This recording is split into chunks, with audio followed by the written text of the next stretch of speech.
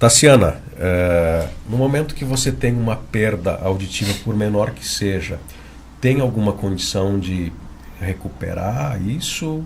É muito delicado esse processo ou tem que cuidar para que se estabilize naquele processo de perda que foi alcançado? Falando em termos de diagnóstico, recuperação de perda, isso depende muito, né, de realmente como que é essa lesão auditiva, em que local, porque quando a gente fala em sistema auditivo, a gente tem um amplo, né, sistema aí, com uma parte externa, né, a orelha média, a orelha interna, toda a parte de nervos, processamento auditivo central. Então a gente passa por várias etapas para que a gente consiga ouvir. Tá? Então é um processo bem complexo. Então, quando eu vou diagnosticar uma alteração, eu preciso saber em que região que isso está acontecendo. Primeiro, né?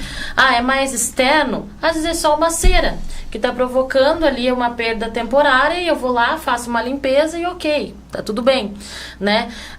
Não, já está na orelha média, pode ser uma infecção, pode ser, né, uma doença nos ossículos, aí eu posso intervir com medicamento, posso intervir com uma cirurgia, né, botar uma prótese, que é que nem eu faço, né, no joelho, né, botar uma prótese de joelho, eu vou botar lá nos ossículos do ouvido, para que eles se movimentem de novo.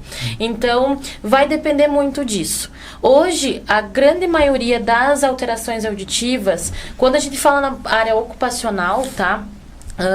Ela vem de uma questão sensório-neural, ou seja, ela afeta as células do nosso ouvido. Tá? As células do nosso ouvido, elas são responsáveis por mandar o sinal lá para o nosso cérebro e fazer a gente ouvir. Ou seja, se a gente não tem essa célula, a gente não ouve. Tá?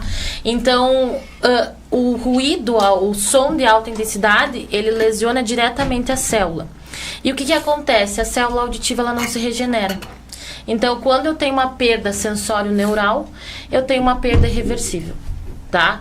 Então, por isso que eu digo que a gente tem que diagnosticar bem o local, a lesão, o tipo de alteração, né, que é, e daí começa a chegar na análise do grau dessa perda, que é quando você fala, é muito leve, né, eu vou atuar só nas perdas moderadas, severas, profundas, porque a maioria das pessoas chega para nós com perda severa profunda às vezes, porque daí é ali que ela chegou no limite dela, onde ela realmente não está conseguindo mais conversar com as pessoas, está se isolando, tem vergonha de pedir para repetir, é porque ela já está com uma perda já mais realmente severa, tá?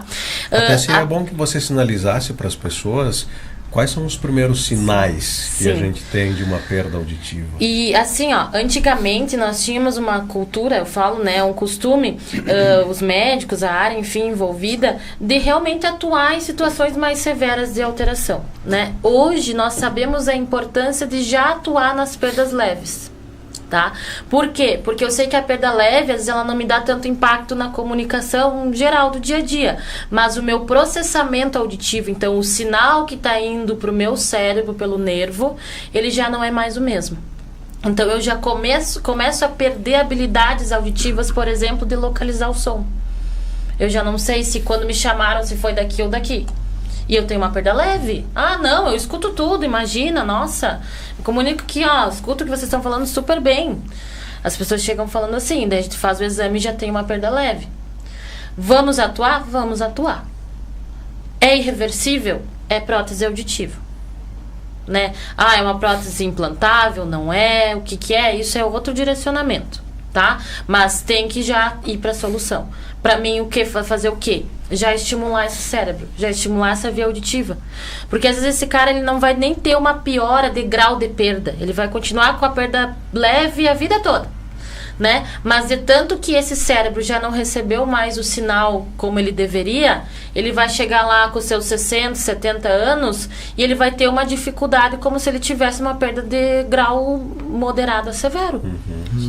Tá entendendo? Sim. Por quê? Porque o processamento auditivo do som já não é mais o mesmo.